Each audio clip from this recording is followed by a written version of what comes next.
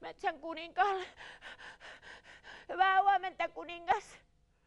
Huomenta. Hyvää huomenta. No, mikä sinua vaivaa? Minulle on tapahtunut pieni erhe. Erhe? Minkälainen erhe? Et usko ikinä. Karhukin on tullut ihan pöljäksi. Miksi? No pöljäksi.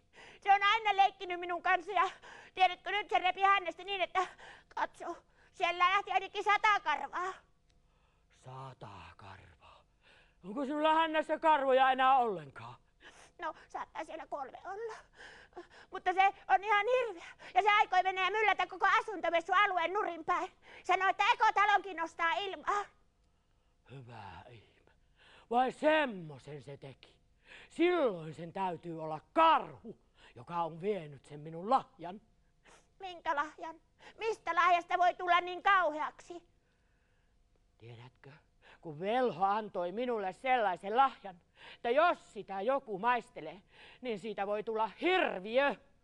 Hirviö? Siltä se kyllä näytti. En keksinytkään sitä sanaa. Hirviö, hirviö, hirviö on hirveä sana. No elä.